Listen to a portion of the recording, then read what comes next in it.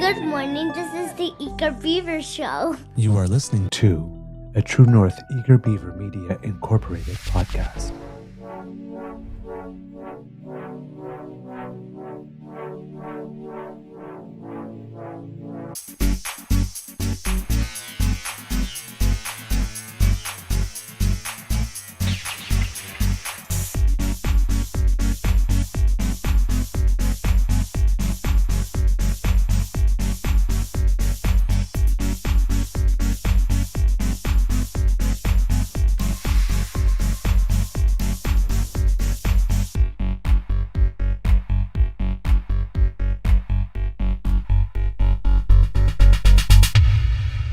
The True North Eager Beaver podcasts are proudly brought to you by our founding sponsors, the Miss V Mysteries from Corvid Moon Publishing, your source for science fiction, fantasy, and cozy mysteries featuring a broad diversity of characters.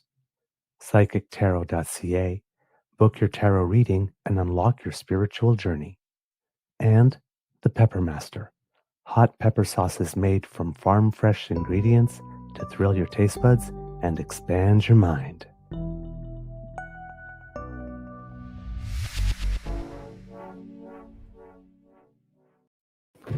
Well, good morning and hello, kids and cubs, and welcome to Season 5 and episode number, I'm going to have to take a little look here. I think it is 812, yes, of the Daily Beaver Morning Show. Oh, Canada, always 100% Canadian. Today, recording day is Tuesday, December 16th, 2025, and it looks like, well, it's still a great day here at the Beaver Lodge. Hopefully, uh, maybe a day with less snow because we've been getting a decent amount lately. But hey, if we do get snow, not going to complain because the water tables definitely need it, especially around here. I think we've only gotten 2/3 of the amount of precipitation that we normally get in a year. So we can definitely stand to use a little more. It's just that the shoveling gets a little tedious every now and then. That's all. I am your host, the Eager Beaver, pronouns he, him, hey, Mr. Beaver A. And not with me as usual is my good friend, Mr. Grizzly. A big thank you goes to our podcast founding sponsors, the Pepper Master, the Miss V Mysteries from Corbin Mood Publishing, and PsychicTarot.ca. Sorry for the late start this morning, kids and cubs. I was ready to go at a usual time, but for some reason, every time I programmed the show, it would not upload to YouTube everywhere else but YouTube. And it took me a while to figure out what was going on, but it was a very low-tech issue. It's simply that for some reason, somehow, don't know how, the option to broadcast to YouTube was deselected from the menu. Not exactly sure how that happened because Mr. Grizzly did a grizzly growl last night and it went through YouTube, so clearly he did not deselect it. But it was not selected, so I kept on trying to refresh and refresh and refresh, looking at the YouTube page to see where the show pop up, and it wouldn't pop up. And then, but eventually I found it. It was in the last place I looked, as always.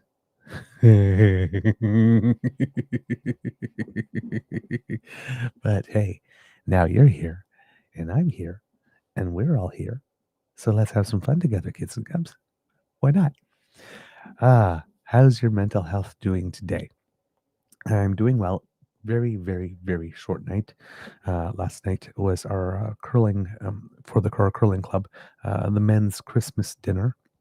Lovely dinner prepared by Tony, who runs some restaurants in the area called Bubba's. Usually, where you go for some my go-to place for poutine and anything greasy. But prepared a wonderful meal for us that was anything but greasy, extremely tasty, and we had a lovely time. It was great, and a couple of drinks, of course, and for those who partake, and a wonderful meal. And there was some curling being played by the ladies' league, and then after that, we, we had people from the Learn to Curl program, and I discovered that there's a game that sometimes is played uh, if you're a spectator watching curling, and it's that you take cards, playing cards, from ace to four, and you take red ones and you take dark ones, one for each color of the rocks, and then around the table you pick one. So if you get the three of hearts, if the team throwing red scores 3 points in the next end, that person has to buy a drink for everybody who picked a card. Uh, Now, normally this game is played with uh, if people are watching a match with seasoned curlers, but yesterday they tried it with the Learn to Curl program.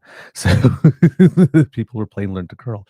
So the people who were learning to curl on the ice probably had no reason why there was a whole bunch of people really, really, really interested in their game and cheering for every shot, even the ones that didn't work. Woo! I don't have to buy. So it actually made watching the match, the end, really interesting. I have to say, it was a lot of fun.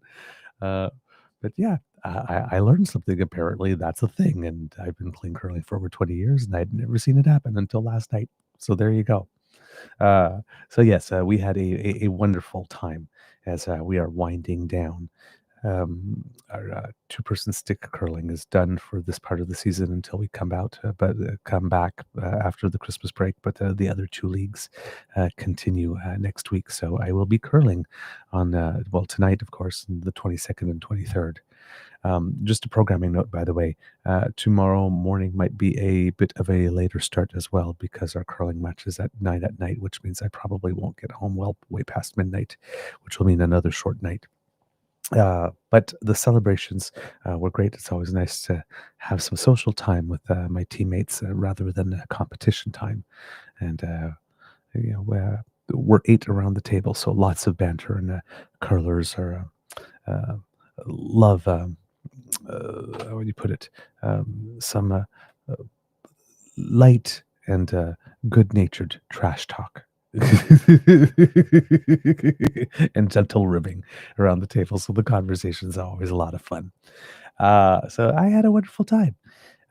My Beaver sweetie is also, we're also feeling good because my Beaver sweetie has gotten some really wonderful news over the past few days. The first one is that his patent has finally been approved. That's it. It's the big deal. He went through everything with the U.S. and the Canadian patent offices, and all they have to do is there's a second round of claims that they want to make, so they have to file those in, and then pay a certain little fee. And I believe if they do that prior to March, then soon after.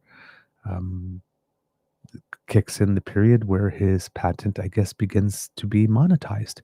So, very, very proud of him. He's worked very, very hard on this. So, lots of good news there. And my Beaver sweetie is also engaged in another endeavor, which I will not share publicly right now because he hasn't achieved it yet and would like to keep it private until he actually does. But that there's something he's trying out for that he's always wanted to, which kind of surprised me when he told me about it. But of course, I support him in all of his pursuits. And yesterday he had a test. There's to qualify, and it was a physical test, and he passed it. He passed it. I had been helping him train for it because, me having been a dancer, I'm pretty good with movement efficiency, and he had to cut time off certain things that he was doing were timed, and he had to cut some time off stuff. So I was able to help him with that. But he passed the test.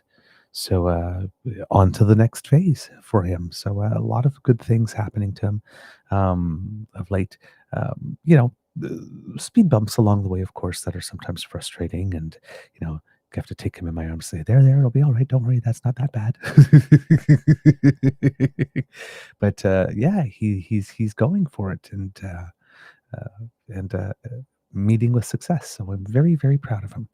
And of course, things are very busy for him because the lab closes on the 23rd of December, and there's a whole bunch of research that he wants to get done before the lab closes for the break. And he's working very hard and not teaching at the moment because we're in exam period, but invigilating a lot of exams. So he's going here, there, and everywhere, and running around and making things happen. And I'm very proud of him. I'm very proud of him, but it's been very demanding as well. So every now and then he's a little exhausted, and I need to pitch in a little more to help. So just like he helps me when I'm doing the show in the last few weeks, particularly when I say, sweetie, you need to cook everything for the next 2 weeks because I have absolutely no time. And he does. So, it's teamwork between us, right? It's teamwork. Right? When somebody's got a lot going on, the other picks up the slack and helps out.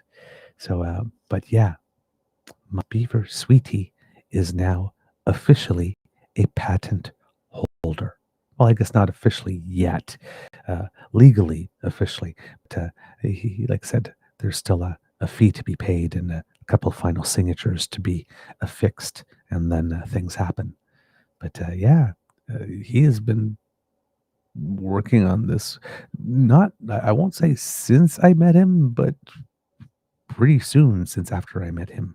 But it's over a 10-year project, I think, beginning to end, meeting with the final stage. So yeah, it's it's really cool when something that you dedicate that much of your life to finally yields the end result you've been looking for. So like I said, I'm rambling, I know, but I'm bragging because I'm, like I said, I'm just very proud of him. He's my boo. And I know that all of you cheer him on. For those of you who are newer to our show, my Beaver sweetie is a scientist, and he was doing research and found a way to extract lithium, nickel, manganese, and cobalt from electric car batteries, and then separate the lithium from those other metals, and to do so in a way that they're pure enough to be the lithium salts that come out of it are pure enough to be inserted directly into another battery while creating zero liquid and solid environmental waste. So he is a smart cookie. He's a smart cookie. He's going to save the world one day. Or at least I choose to believe. Right. Astronaut. Oh my God. Yeah, wondering if he's doing astronaut training. I can tell you for absolutely sure it's not astronaut training. His stomach would not uh, handle pulling all those G's and all those flips. He gets dizzy very quickly. Even when we're dancing a waltz, if I'm rotating him a lot, it's like, woo. So I don't think space is on the menu. A submarine, maybe, but not space. Yes, I am a smitten kitten. I definitely am. He's a he's a good man. Kids and Cubs, he's a good man. All right. Uh, ooh, okay, Kit Linda, I'm going, ooh, submarine. The kind you go down in, right? Underwater, not the kind you eat. If anybody's getting hungry. All right, kids and cubs. We have a show for you today. A little bit of a hodgepodge, grab bag, potpourri. Mostly stories that we've missed because, we've been talking a lot about, well, palace intrigue and floor crossings and drama and the budget and major projects and the economy and trade. And every time Donald Trump changes his mind and, well, all that other stuff, that there are certain stories that have slipped through the cracks, good things that have happened or things you should know about that we just had to bump off the schedule to deal with the other things. So we'll deal with that today. There might be some stuff about what's going on in all those other areas that pop up within today's discussions. But we are going to try to catch up with the Canadians. We have no Kardashians for you to keep up with here, but we have plenty of Canadians with whom to catch up on the show. So we will bring you some of that today. And for those who are wondering, uh, we did the analysis yesterday of the interview with Pierre Poilièvre, and it's not being well received. A lot of people think he did terrible, and some of the calls are coming from inside the house. One of them that was taking place has, or one of the people criticizing, is kind of surprising in a way and not in another. But it would seem here that Pierre Poilievre has lost. Again, I make that clear here. Has lost. Even Rupa gets in gut, or not RuPaul, as we like to refer to her on the show, because she is the complete opposite of fabulous and fierce. But yeah, Rupa is not a big fan. So let me just see if I can make these a little bigger for you here, kits and cubs, so that you can see for yourself. Is this working? Hello? There we go. Superman Ruba. I didn't talking about Pierre's interview because he delivered another one to CTV News. They're going to show all of it on Question Period on Sunday, but they showed an excerpt from it yesterday. It's not better. It's not better. Pierre had a second chance to do that interview and to learn from the first one, correct some mistakes, and it's not better. And Vashi Kapelos pressed him a little more than Rosie Barton did on his own personal leadership. And yeah, there's nothing doing. He just will not talk about himself at all here. So Rupa basically describing the interview as, I didn't win a medal, but I got my personal best. So even though I lost, I feel like I've won. Ouch. And then about the interview that we shared yesterday. This interview is a disaster for Pierre Poilievre. He falls back on the same talking points circulating among his most devoted supporters. It's clear that's become his feedback loop. This is bad because it shows he's being shaped by his base rather than leading it. Repeating insider talking points narrows his audience. It makes him sound less like a PM in waiting and more like a candidate speaking only to his most devoted supporters. I mean, what the hell is the strategy here? Again, we think the same thing here, but yeah, she is definitely um, leaning into him. Now, the reason for this, of course, though, however, is that she seems to be a big fan of OneBC and Dallas Brody. It's now perhaps former leader. Oh yes, kits and cubs. Did I forgot? Did I forget to tell you that there's more drama going on with that? Now here, Rupa says, "Yawn. Here's a challenge. I dare the conservatives Pierre Poilievre and now Aaron Gunn, who has ambitions to become premier of British Columbia, to adopt the same activist posture and language used by Dallas Brody." So basically, Rupa thinks that Pierre is a disaster because he's not so far to the right that he was willing to create a political movement seemingly founded on the concept that everything indigenous in this country is somewhat a fraud, particularly the residential school stuff, and being upset that people are claiming that the land was stolen.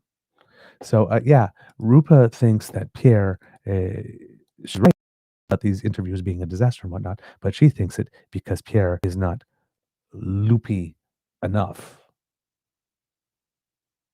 Pierre's not racist enough. Okay. Interesting. Now, in that series of events here, or the series of screen caps from Rupa, you will have noticed that she is talking about Aaron Gunn, and I mentioned formerly, perhaps leader Dallas Brody. Um, As we've been saying on the show, BC provincial politics, for some reason, over the last little bit, has been a hot mess. We had right the implosion of the BC Liberals, and then some guy bringing BC United and BC Liberals together, or something like that, to create um, the BC Conservative Party. They brought in this guy. Um, who was with another party, I guess, at some point, who's now with this one, who was relatively uncharismatic, but almost did win the provincial election. And then, as soon as they lost, the party started imploding. And now they've gotten rid of their leader. So John Rustad is no longer the leader of the BC Conservatives. Well, somewhere along the way, he kicked out a few people. If I remember correctly, John Rustad was once the Minister of Indigenous Affairs, and well, Dallas Brody decided to go on a whole residential school denialism bent. So he couldn't have her in the party. So he gave her the boot. And then there was another person named Tara Armstrong, um, I guess, who got the boot or left on her own and then joined Dallas Brody to form BC1. And since they have two seats in the legislature, they did receive official party status. Um, but then it seems that they have had a falling out of some kind. Uh, and then we started seeing uh, tweets suggesting that Dallas Brody has been ousted as the leader, but she says she's fighting back somehow. So, going to CBC News here, it says that BC political party OneBC says it has removed its co-founder MLA Dallas Brody as its leader, but she says she still considers itself its head. Gee, we literally had this going on with John Rustad when he just said, he got that letter and people said that he had been um, terminated because he was professionally incapacitated. Um, and then he said, "No, I'm not going anywhere. I'm staying on." And then the next day, he officially resigned. So there seems to be something in British Columbia where political parties of the conservative persuasion are removing their leaders, announcing that their leaders are removed, but their leaders are not either uh, acting as if they have not been removed or claiming that something has happened underhanded, so that even though somebody claimed they are removed, they're not really, in real life, removed, if you can follow that. The party shared a special resolution on its website signed by 3 of 4 board directors, Tim Thielman, Paul Ratchford, and Tara Armstrong, removing Brody as the interim leader. Armstrong, the only other OneBC MLA and House leader, announced Saturday evening she had lost confidence in the leadership of Dallas Brody in a post on X. Armstrong said she will no longer caucus with Brody. So, in other words, OneBC is now 2BC. In another post on X, OneBC accused Brody of trying to breach party security systems. Quote, "There have been multiple recent attempts by agents instructed by Miss Brody to obtain control of party assets without authorization, including multiple attempted breaches of security systems, communication software, and databases of the party," said the post. Brody has not yet responded to the allegations. OneBC says it is investigating the situation. CBC News reached out to Thielman and Armstrong but did not receive a response by publication. Meanwhile, Brody, MLA for Vancouver, Quilchena, or Quilkena, if somebody has a pronunciation on that for me, please let me know, said the situation has moved quickly, but she still considers herself as the leader of the party. Quote, "We're still looking into the legalities of it, but I consider myself to be the leader," she told CBC News before a meet and greet in the township of Langley on Sunday. She said she hopes to stay on with OneBC and will continue discussions to that end. Quote, "I would like to move forward with OneBC and keep the whole party rolling forward. We're taking things just an hour at a time right now. This has really come as a massive surprise." Brody alleged she made repeated requests to fire a OneBC staffer for comments made that she said were, quote, incompatible with both her values and those of the party. She said her requests were rebuffed. Brody and Armstrong, both elected as members of BC Conservatives, founded OneBC in June after Brody was kicked out of the Conservatives for comments about residential school survivors. OneBC stated party priorities included defunding, quote, the reconciliation industry. Ending mass immigration and removing the SOGI, sexual orientation and gender identity program, from classrooms. This party literally has no purpose for existing. Brody said she intends to continue her mission and represent her constituents. Quote, I will not stop, I will not give in, and I won't surrender on any of this. And I just can't believe that there are some people that believe that you can found a political party strictly on wanting to defund the reconciliation industry and Indigenous denialism, ending mass immigration, and having problems with sexual orientation and gender identity programs.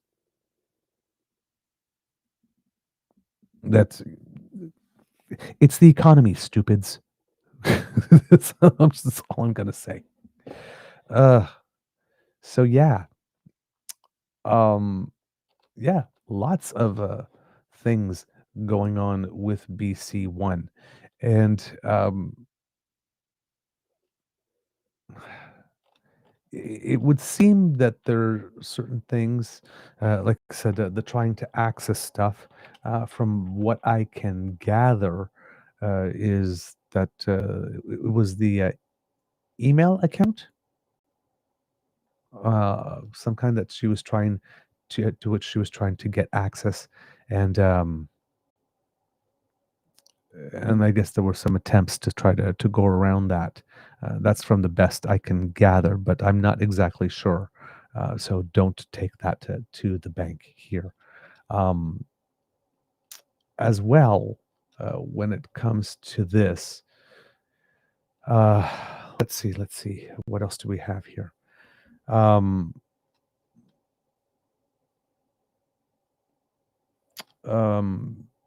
of the people, Tim Thielman, wrote essentially an essay.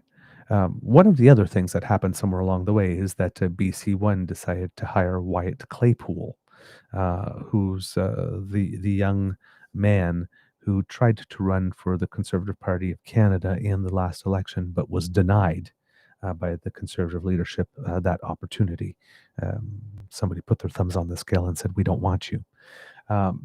He was brought in by Dallas Brody to fulfill certain functions within the party, which seemed a very interesting choice.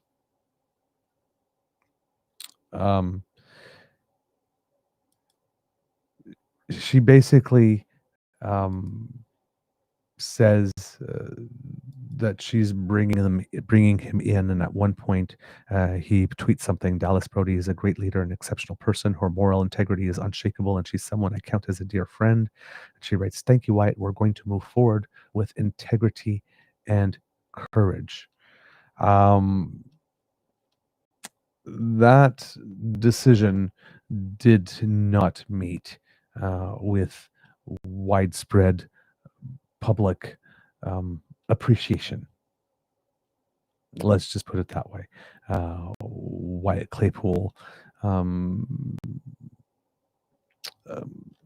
is an interesting personality. Let's just put it that way. But so then again, so is Dallas Brody. With all of this going on, Dallas Brody has basically had to say for herself here, and this is, these long tweets have been going back and forth around with people in the party here. Since I was elected as an MLA and since I became the interim leader of OneBC, my commitment has always been to my constituents, to the party members, and all British Columbians. My values haven't changed. My vision for BC hasn't changed. My policy positions haven't changed. My team and I worked very hard. I couldn't have done this alone. For months, I've been raising concerns with my then Chief of Staff, Tim Thielman, and Interim Executive Director of the party, Paul Ratchford, about a staffer, Othman McCluffy.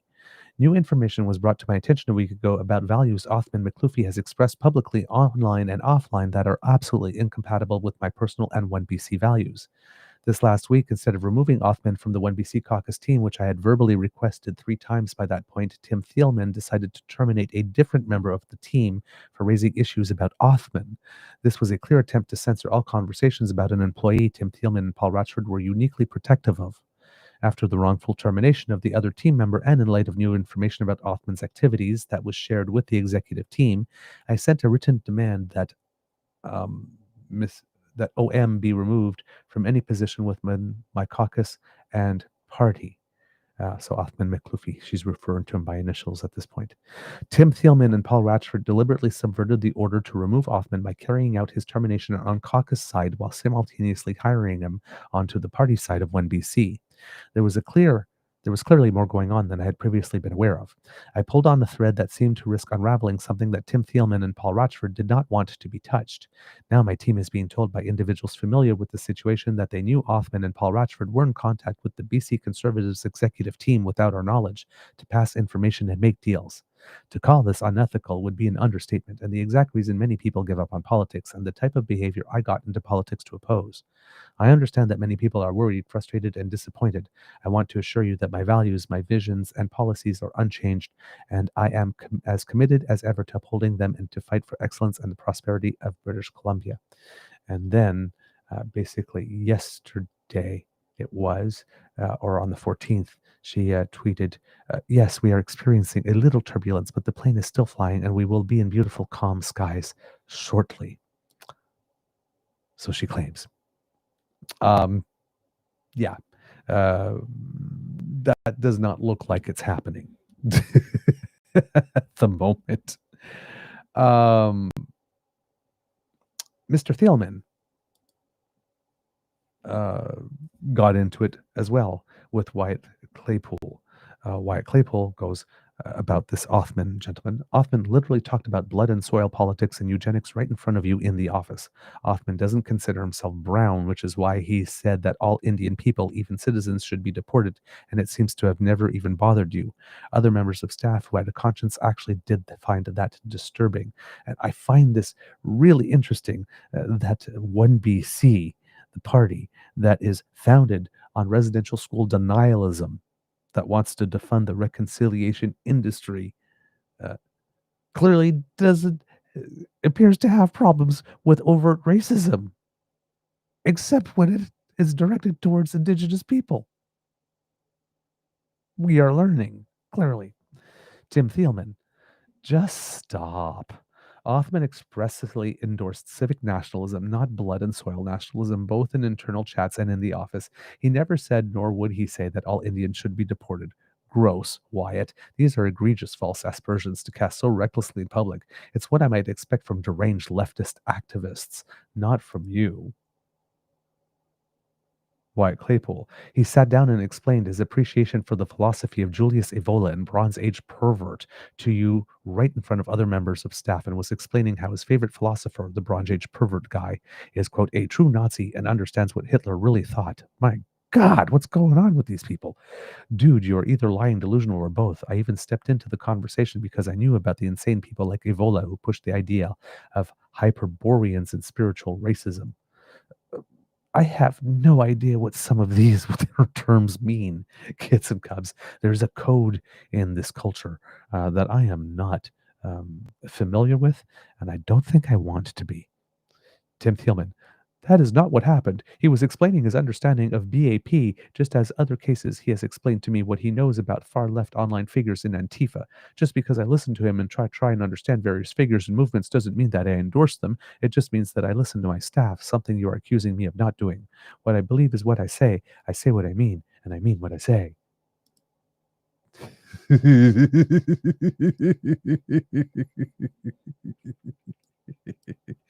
It's a mess. It's a mess. Okay, kids. Once again, all of this proving that the only people conservatives hate, and the more hateful they are, outwardly more proud of it they are, uh, the only people they hate more than liberals, progressives, or the woke are each other. Wow. Uh, you got Paul Ratchford at one point 13 hours ago, the other person that was mentioned in that long screed earlier. I endorse the idea of a 72-hour ceasefire of online communications for all parties involved, Tim Thielman, as do I. Yes. Hey, after they got into it for several days, they woke up and said, one person in the team woke up and said, hey, should we maybe not be airing our dirty laundry out in public? Yeah, good idea. I second that. Too late, dude. We already seen what a mess you are. Um,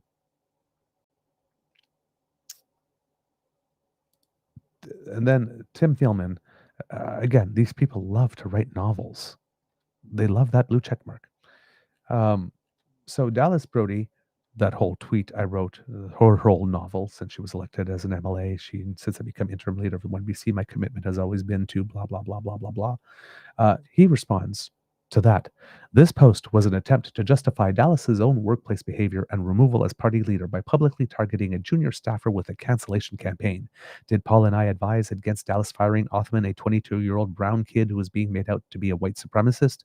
Yes, just as we advised her on multiple occasions against firing a 26-year-old staffer. Wyatt Claypool, whom Dallas found annoying and repeatedly mused about firing.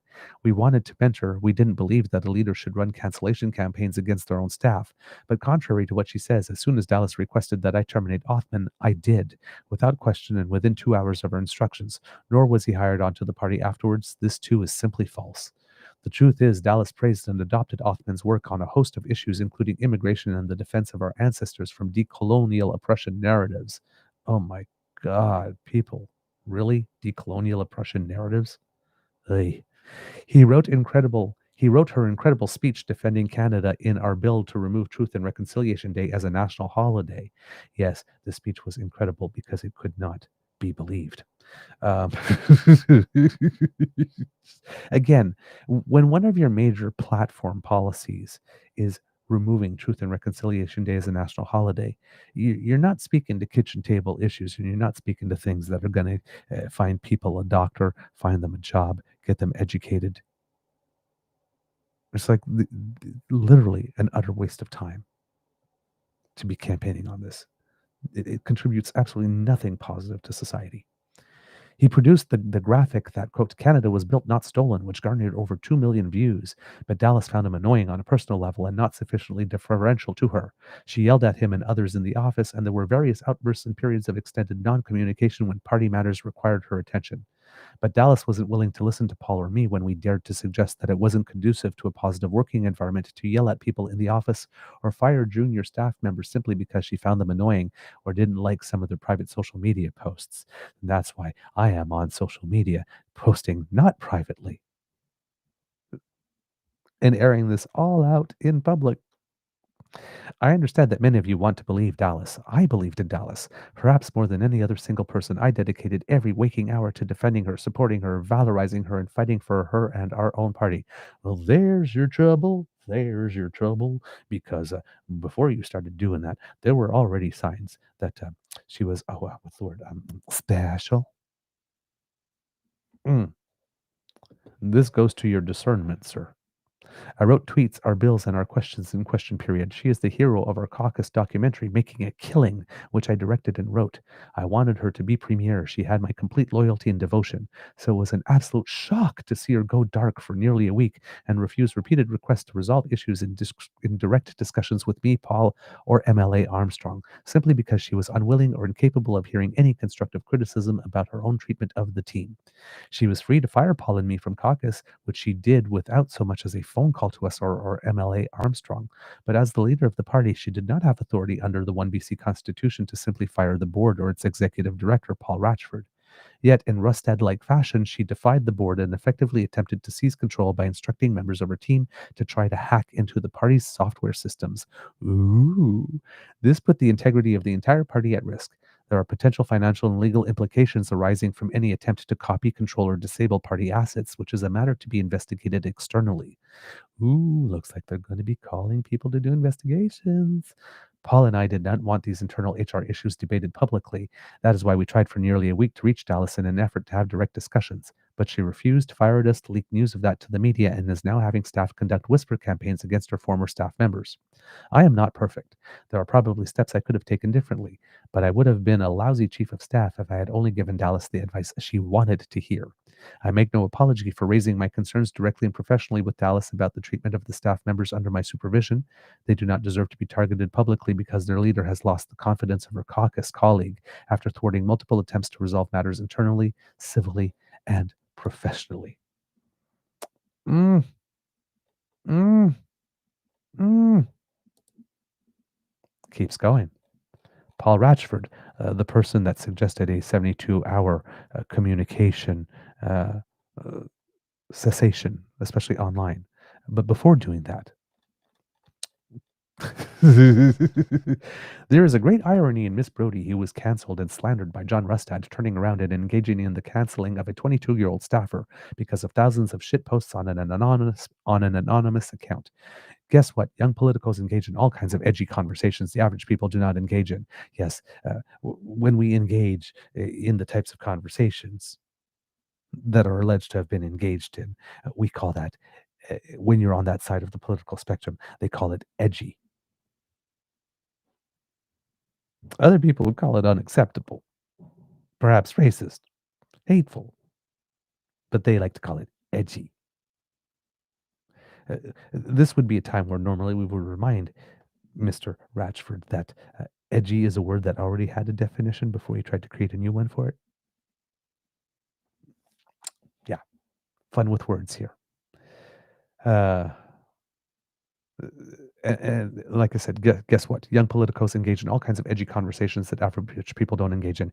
Yeah, because average people um, who function in society every day with people of all different races and ages and orientations and genders and faiths and creeds and belief systems and abilities, um, realize that being edgy, as Mr. Ratchford likes to call it here, um, it doesn't come with the social lubricant that is required to have a pleasant day on the regular. That might be why they've learned that these are the types of conversations that people probably should not be engaging in. This is not a virtue, sir. This is basically instead of boys will be boys, well, young people will be young people. Ha ha ha. Everybody has a racist past when they're young, a racist phase when they're young, right? Right? Everybody? Really? Is it just me? Oh, sorry. This is so dumb. Going on. There is also great irony in how multiple times she wanted to fire another young staffer, Wyatt, only to be advised against it by Tim and myself. I now seriously question my advice there. Ha ha. Oh my God. And it is true that as senior staff member, and based on what I had seen at the time, I advised her against both firings. She also mused about other firings, which I also did not support. Ultimately, Miss Brodie chose to fire the 22-year-old staffer and ordered her chief of staff, Tim Thielman, to do so. Upon receiving the order, the staffer was released within a matter of hours by Mr. Thielman. And ultimately, she has the unquestioned authority to do so. In the following days, that staffer resigned his position from the party. Why she has since chosen to use her platform to publicly malign a young man for having, quote, values that are absolutely incompatible with my personal and OneBC values is uncertain. She had already fired him and had driven him from the party, but that wasn't enough for some reason. She also had the authority to terminate her chief of staff, which I would have advised against because he did an amazing job in the role, and I would have advised her to speak with her House leader, Tara Armstrong, prior to firing her chief of staff. Dallas also chose not to do that. I also would have advised against creating a wedge within the team by hosting a staff meeting without inviting the House leader and chief of staff. Again, her authority is unquestioned, though I obviously question the wisdom of her decision. Unfortunately, Miss Brodie took respectful professional disagreement personally. She viewed differing opinions as, quote, contempt for her leadership, saying, I cannot speak to any of you right now. Seemingly, or maybe it was more like, I cannot speak to any of you right now. I assume. Seemingly feeling isolated despite numerous attempts to keep channels of communication open, Miss Brodie opted to retreat into an echo chamber of sycophants and enablers rather than simply talking through the problem. In the face of a significant test, it was a total failure of leadership. Firing the chief of staff and director of strategic operations without so much as a phone call to the House leader is patently absurd. But it didn't stop there. She also authorized agents to attempt to obtain control of party assets without authorization, including multiple breaches and attempted breaches of the party's security systems, communication software, and databases. And it was this decision that forced my hand, as a board member, to put my signature to paper removing her as party leader. Others are welcome to question that decision. It is not the one I wanted to make. It's worth noting that at the time of the breaches of it is worth noting that at the time of the breach of the party's communications system at 12:18 a.m. on December 12th, I had no idea as to the source of the hack, internal or external. I also note that my personal financial information is linked to that account to which I have no access. Communications with Dallas Brodie's agents regarding the return of that party asset or the removal of my financial information from it have not been replied to. Before concluding this post, I also want to comment on the rather hilarious theories that Miss Brodie and some of her staff are floating about some grand plan to, quote, make deals. Miss Brodie says, quote, now my team is being told by individuals familiar with the situation that they knew Othman and Paul Ratchford were in contact with the BC Conservatives executive team without our knowledge to pass information and make deals. This is really funny. The, quote, deals are news to me. I'd love to know more about details about this. If you're reading this, please ask them for the details. At the end of the day, multiple things can be true at the same time.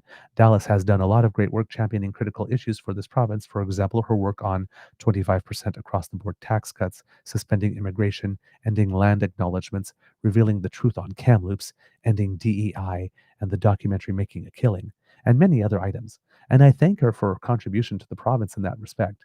Many view her as a hero who provided them hope. Understandable. It is a Greek tragedy in many ways.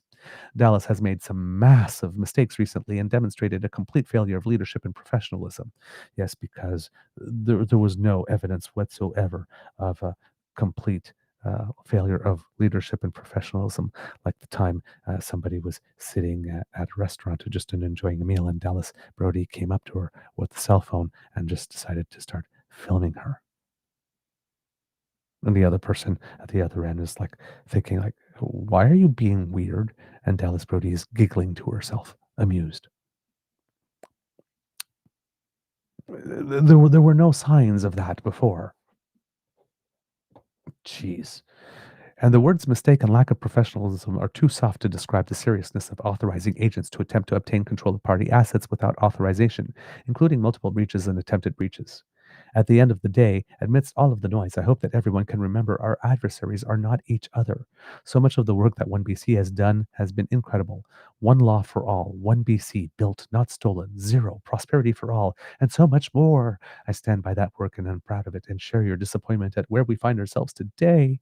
As always, I put British Columbia first. It is my home, and I'll continue to work for a better future here for as long as I'm able. What that looks like is uncertain at the moment. Sincerely, Paul Ratchford. This thing is a mess, kids and cubs. Drama, drama, drama, darlings.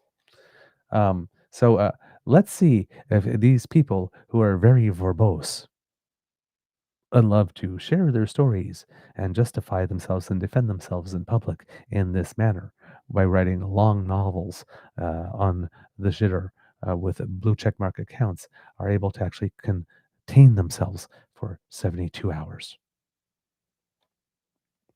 Mr. Uh, Ratchford, let's see, Mr. Thielman doesn't have anything on his Twitter feed since 13 hours ago when he said he also endorses the idea of a 72-hour ceasefire online. Let's see, Paul Ratchford, um, yeah, he has nothing on as well since 13 hours. So they both so far have had the discipline required. Dallas Brodie, I assume, is the same thing here. Just going to go take a look at her Twitter feed. Nothing since the 15th. So that's yesterday, but her not talking about the thing itself. Basically, she was at an event in Langley doing that, but only one tweet yesterday about what she was doing, hosting an event. Let's take a look at Tara Armstrong here. She hasn't tweeted anything since December 14th. And here's her novel, since we're reading the novels. I want to take a moment to speak openly and from the heart about recent events at OneBC and the rationale behind the decision I have come to. I entered politics for one reason and one reason only: to fight for the people of British Columbia and to stand against policies that are doing real harm to our province. From the very beginning, I made a promise to myself that no party, no title, and no political convenience would ever be worth compromising my integrity, values, or principles. That commitment is what led me to stand beside Dallas Brody when she was unfairly removed from John Rustad's caucus. I believed in her, and until recently, I defended and supported her as the leader of 1BC without hesitation. That same moment in time also brought me together with two remarkable individuals, Tim Thielman and Paul Ratchford. These men stood with us when we exited a compromised caucus and stepped into the uncertainty of serving as independent MLAs in the legislature. Together, Tim and Paul helped build 1BC from the ground up. They poured countless hours, energy, and belief into a shared mission. Their political instincts, leadership, and dedication are a major reason 1BC grew into an ascending movement in such a short period of time. Through this, I gained a profound amount of respect and loyalty to both of them. This is why the events of the past 2 weeks have been so shocking and deeply painful. Leadership is revealed most clearly in moments of strain. Long days in the legislature, mounting pressure, and internal disagreements tested all of us. Differences of opinion, particularly surrounding a junior staffer, were not the core issue. What truly mattered was how these challenges were handled, whether there was openness, communication, empathy, and a willingness to listen, adapt, and lead by example. After days of silence by the leader and the sudden removal of the very people who helped build 1BC without conversation, explanation, or accountability, I was left with a profound sense of sadness and disbelief. What followed including an unauthorized data breach that was admitted to me in writing, placed me in an impossible position as a board member and crossed lines I cannot ignore. This decision has not come easily. I make it with a heavy heart, but I also make it with clarity, conviction, and fidelity to the principles that brought me into public life in the first place. If we seek the opportunity to lead, we must accept the full responsibility that leadership demands. And when we fall short, we must be willing to own that as well. I will always be grateful for the moment in time that allow us to work together so effectively and to bring a meaningful and principled voice into the legislature. At the end of what has been a very difficult time, I will close by saying this: my voice remains, and I will always fight for what's right. I, yeah, sure, sure. That was December 14th, and I don't think there was anything else from her after that. Uh, let's take a look at Wyatt Claypool and see when's the last time he tweeted, whether he too decided that 72-hour reprieve was a good idea. No, he's still tweeting as usual, but he's tweeting about other things. But yeah, Wyatt Claypool behaving like the typical um, conservative young male who's highly involved in politics. Just um, let's just put it this way: has a lot to say. And then Wyatt Claypool. Well, actually, no, he hasn't stopped, because December 15th, there we go, talking about Tara Armstrong, what I just read. Tara has lost the confidence of 1BC members. She stopped caring about the truth when the troops stopped being comfy for her. And then, well, here, when I'm saying, here's an example of, very young conservative male, highly maybe too involved in politics and should maybe go touch grass because they're young and there's more to life than politics. Behavior. Here's a typical example of it. Here, from December 14th, Wyatt Claypool posting a picture of him standing with Ben Shapiro, and see, apparently I'm bad now because I met Ben Shapiro. Ha ha ha ha ha ha. No, Spooby Kitty, you're not bad because you met Ben Shapiro, but people might be questioning your level of judgment and discernment because you proudly display and display a photo of you two together and brag about having met him. I could bump in to Ben Shapiro some point and say that I've met him. I probably wouldn't be posting pictures of it while seeming to be proud of the moment. Just saying. Okay. So yeah, that's OneBC. One hot mess. Uh, again, uh, David Eby, if you want an early election, this would soon would be a good time. There's some rumors that he might be looking at it this fall. But yeah, while the other parties are a total mess, now might be a good time. With regard to all of that, to link these first two sets of stories together, it seems that when it comes to the floor crossings and Pierre's majority, or Carney getting a majority and Pierre sinking gradually ever more into political irrelevance, um, a lot of things that people are not saying right now, or one of the things that people are not saying is that, or because they haven't noticed it, is that Mark Carney already has a de facto majority, even though he's at 171, right? 171 to 171 makes it such that the speaker casts the deciding vote, and the speaker by parliamentary convention will always vote to continue debate. So that puts the vote onto the government's side.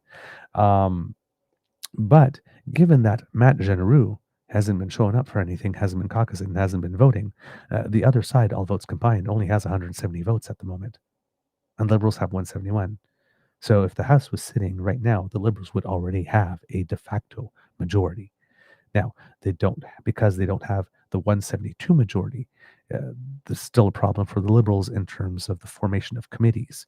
When you don't have the majority, then there are several committees that members of opposing parties have the lead on, and there are certain committees on which you might have the minority number of members on, and that can make it very difficult to get some bills out of second reading um, that look like the bills as they went in after first reading.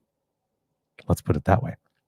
Lots of bills are attempted to be rewritten at that point by opposition parties in this particular situation. So having the actual majority would change the composition of the committee so that Liberals would have the chair on each of these committees and the majority on each of them, which would make it much easier for them to pass legislation and to amend it and all that kind of stuff. But right now, the Liberals already have a de facto majority. Now, where Pierre is all over the news claiming that the Liberals are getting the majority through backroom deals without acknowledging that the whole reason he has a seat right now is because of a backroom deal he arranged with Damien Keurig.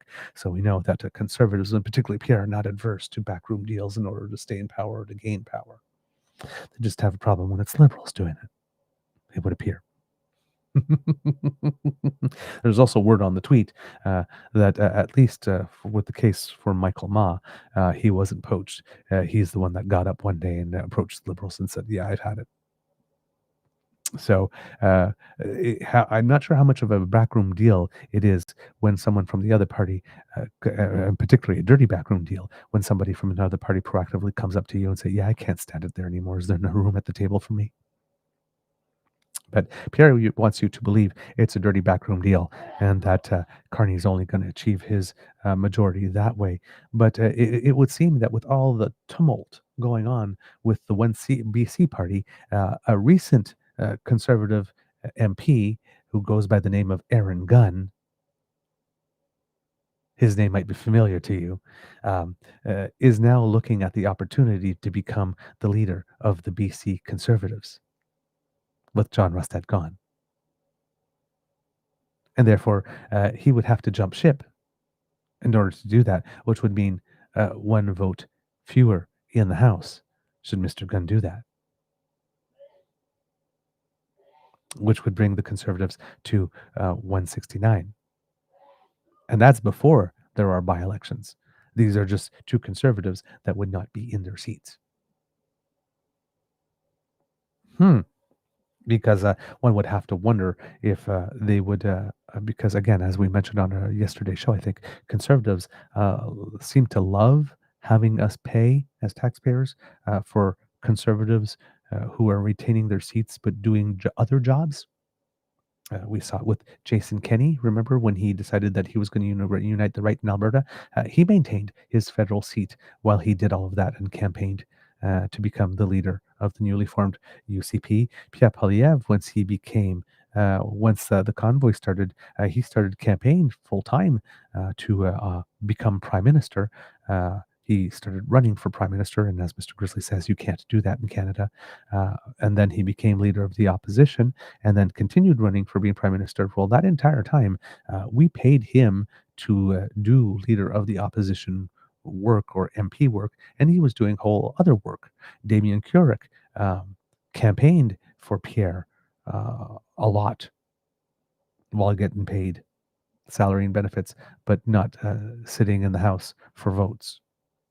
Conservatives really, really love doing that, looking for their next job while they're getting paid to not do their current one. Unless Aaron Gunn campaigns for all of this and maintains his seat, so again, there's not another by-election that could yield an embarrassing result for Pierre sooner rather than later. But that is another voice, another vote gone. There are Pierre, that would not give Mark Carney and the Liberals a majority, wouldn't get them to 172, but again, would make it such that they would have much easier time passing. They could govern like they had a de facto majority, but it still wouldn't change the committees. That's why that extra one is really important for the Liberals if they want bills to go through much more quickly. So we'll have to stay tuned to that, but it does look like Mr. Gunn wants to jump ship. Talking about provincial politics, just as a quick little aside, there's also been news coming to us from the province of Prince Edward Island, I believe. The interim leader of the province, because the leader, the premier, had stepped down and he had taken the position for a while, has decided that I'm not sure if you can hear it in the background, but my Beaver sweetie is having a sneezing fit. I'm not sure if the microphone is picking it up here. The leader, the interim leader of the party, Mr. Lance, has stepped down as interim leader because he has decided that he would like to run for the actual leadership. That's a little strange. Usually, people that take on the interim leadership positions do so claiming that they are perfect to be the interim leader because they are nonpartisan. Well, not nonpartisan. Sorry, they don't have a preferred candidate and they don't seek to have the leadership for themselves. So they're a good caretaker. But in this case, Mr. Lance decided after being interim for a while that he would like to have the job permanently. So basically, Prince Edward Island has had 3 different premiers this year, calendar year. According to Marilee DeVries and Brittany Spencer of CBC News, the leaders of PEI's opposition parties say Rob Lance resigning as premier is unfair to Islanders. Lance stepped down Thursday after 9 months in the province's top job so he could run for the permanent leadership of the Provincial Progressive Conservative Party. That led to Blois Thompson being sworn in as the province's 35th premier on Friday, making him the island's 3rd premier in 1 year. Quote, that indicates some instability, said PEI Liberal leader Robert Mitchell. Quote, we need stability. We have some fairly big issues that we're facing here in Prince Edward Island. Our healthcare system in free fall, tariff threats looming in the south, and our ballooning debt and deficit. I would say that this is a good attempt by Mr. Mitchell to try and create a wedge or something that he could exploit. But I don't see this as a indication of instability. One person stepped down. Somebody was interim leader for 9 months, and there's a deadline. And I think they need to not have been interim leader for something like 10 days or something prior to the race officially being declared, if I remember correctly what I've been reading. And therefore, he has stepped down so that he could participate. That the interim leader wants to become the leader would seem to indicate stability rather than instability. It's a nice try, but I don't think this argument really works when you sit down and think about it. Matt McFarland, the leader of the PEI Green Party, said Islanders are paying the price for what he calls Lance's own personal ambitions to become PC leader. Quote, he's been distracted, I think, pretty clearly since he was appointed, McFarland said. If he was single-mindedly focused on being the premier since Dennis King put him in that job, then we would have seen more work out of this government. UPEI political science professor Don Deserud said the political situation in the province is quite unusual. Quote, it's a case of a party that's actually in power and then struggling to try and find out what they're going to do next that I've not seen. Deserud said that may create a sense of instability surrounding the party's leadership, which isn't good for PC's overall public image. That likely won't last long. Quote, once we're into an election campaign, which I suspect will be as early as next spring, then all that stuff gets forgotten pretty quickly. Mitchell said he also suspects there will be an election next spring. Quote, now that the decision has been made, the waffling is over. It looks like a spring election will be imminent. And as a Liberal Party, we will be ready, he said. We're putting our best foot forward and we will get out and we're going to put the concerns of Islanders first. McFarland said he's not only expecting a spring election, he's calling for one. Quote, I think we're going to be really on hold now with Blois Thompson temporarily in the chair. And Rob Lance didn't have a mandate from Islanders to be premier, neither does Blois Thompson, McFarland said. We have been rudderless and without a captain at the wheel for almost a year now. But Deserud said Thompson will be a good fit in his new temporary position. He said the former deputy premier has been, quote, a steady performer since he was elected and someone who quietly gets his job done. Quote, as a choice for a person who can sort of get things back on the rails, calm things down in that party, I think he'll do an excellent job. Lance had been the province's premier and the PC party's interim leader since February when the former premier Dennis King unexpectedly resigned. Under the party's constitution, Lance had to resign as interim leader and therefore as premier within 10 days of the leadership convention announcement in order to be eligible to run. In fact, he resigned just one day after the party announced the convention date, February 7th, at the Eastlink Center in Charlottetown. Deserud said that there are some rules in place that say elected officials can't use their office in order to advance their political careers. When an election is called, for example, MLAs don't use their constituency offices as their campaign headquarters. In this case, he said the role of interim party leader and premier gives a candidate the ability to advance their position much further than other candidates, but stepping away from those roles prior to running for the permanent position is intended to level the playing field. Yes, that's true, but they still have 9 months of him being the interim leader, and that goes into the memory banks for judgment and assessment. Mitchell, though, doesn't think other candidates for the PC leadership will see it that way. Quote, Rob using the Premier's office over the last 8 to 9 months,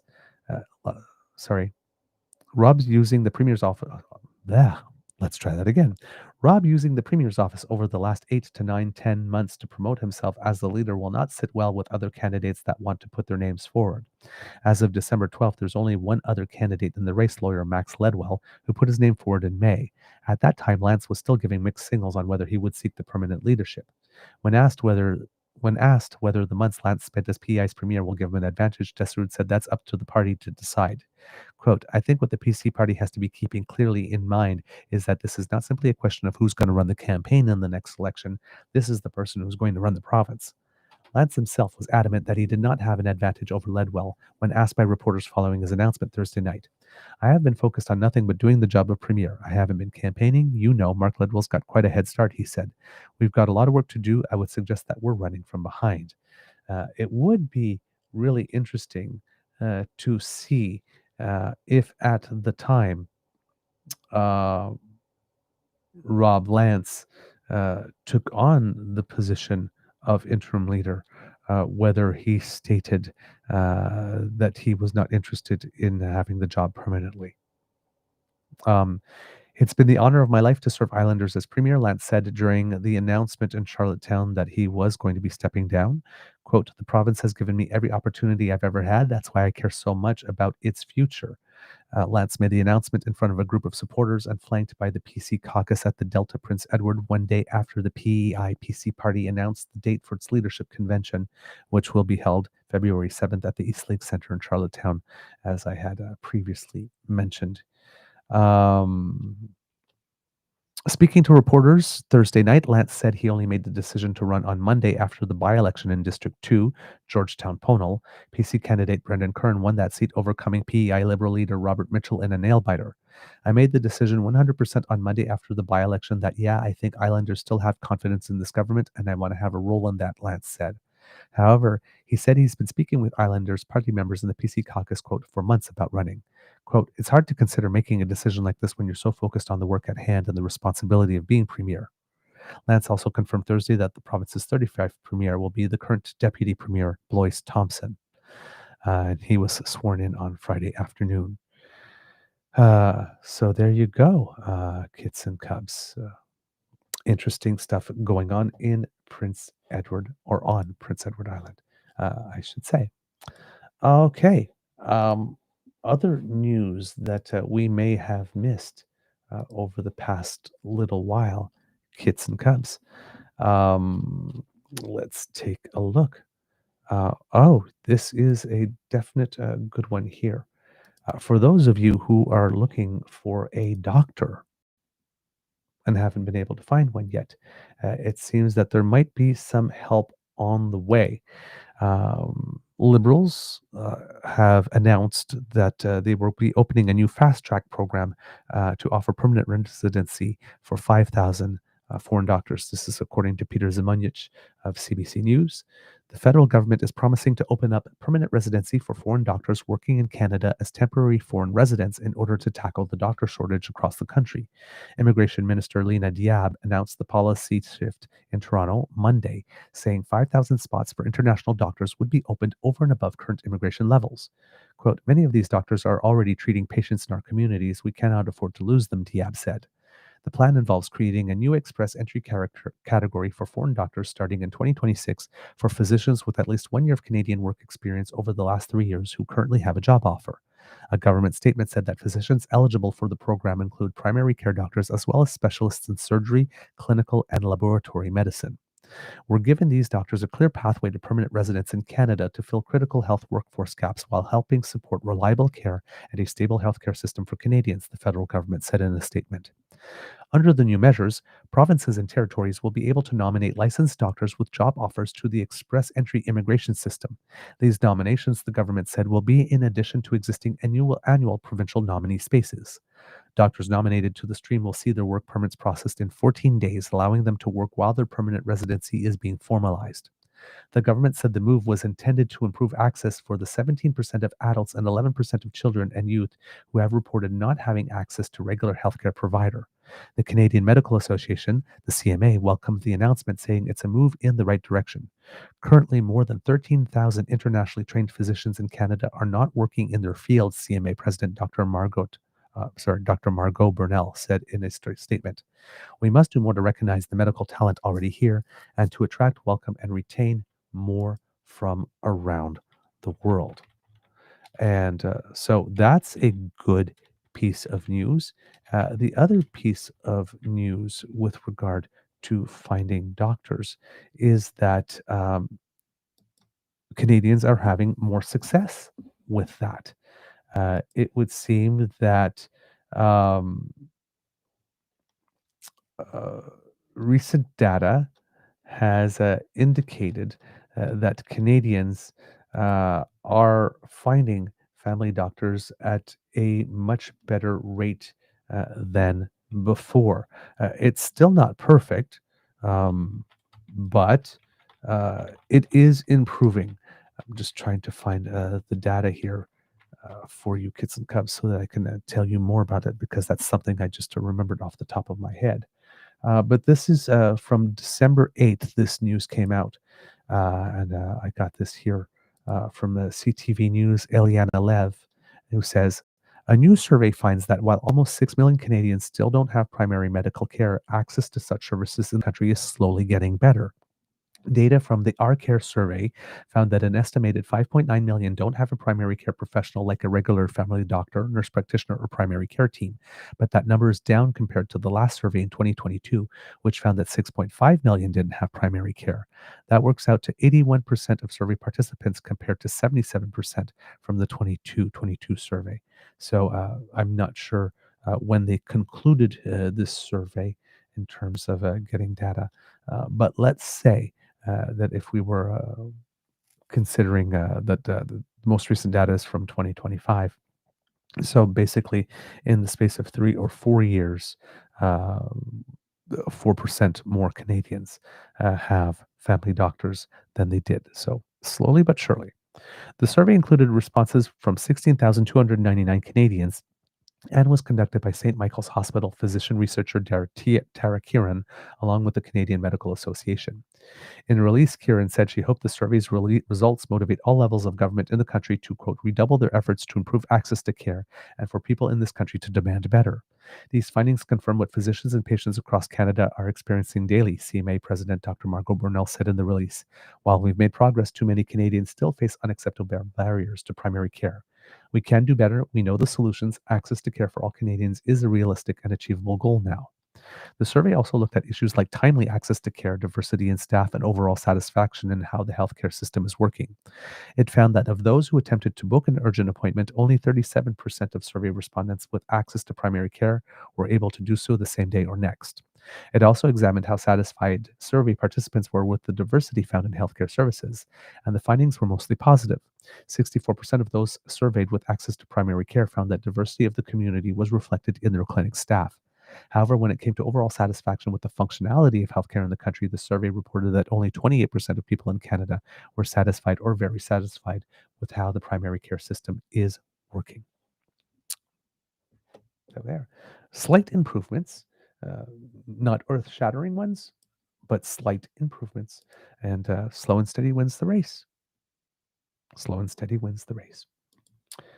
Um, Other news that came out on the same day around the 8th, but this is with regard to housing, kits and cubs, going on here.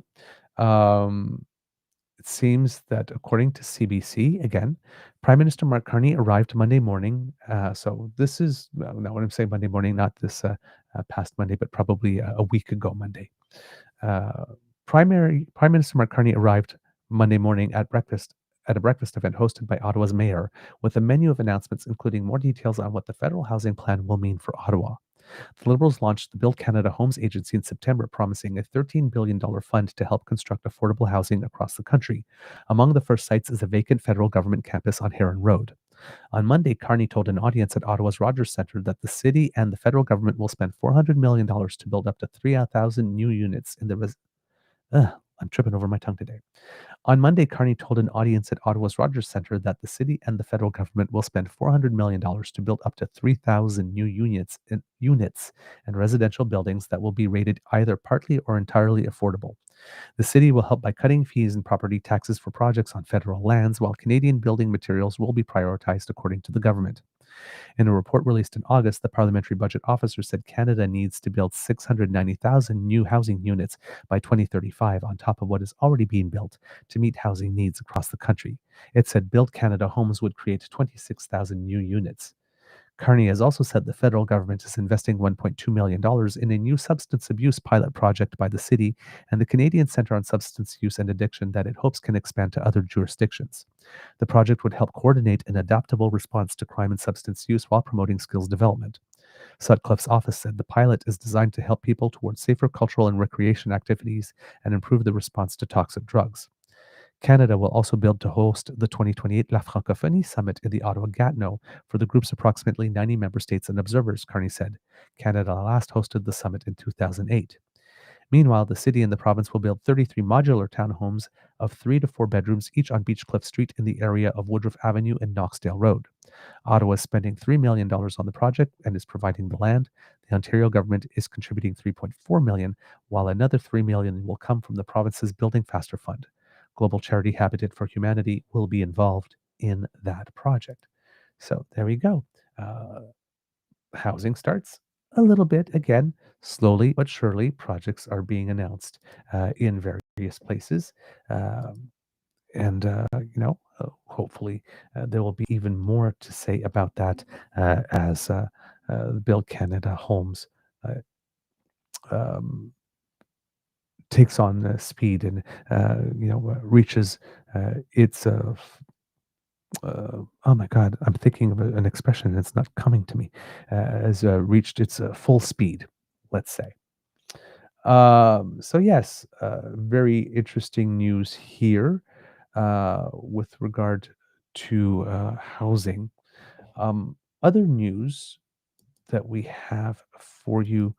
Um, that's really interesting. I had something. This article made me, while I was reading it, had made me think of something else that I wanted to bring to you that I hadn't had on my list. Um, but as I was reading the article, made me think. I said, "Oh yeah, I need to mention this too," and I have no idea what it is off the top of my head for some reason. It just like popped in and popped out. I should have written it down when it came to me. Oh well, maybe it will come back. Oh yes, it did come back. There we go.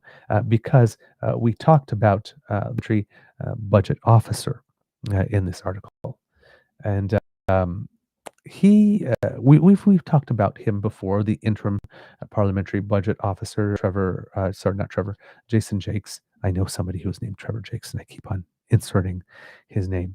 Um, Jason Jakes here uh, made some news uh, earlier on by saying that the government's fiscal position wasn't good and said something like it was he had three words, one of them being stupefying, and that led to former parliamentary budget officers and one deputy uh, parliamentary budget officer, I think also former, to express reservations about that type of assessment, with some of them asking him to take some of that back, and other people suggesting that he might not, that those comments might not age well, and that he might want to retract them one day.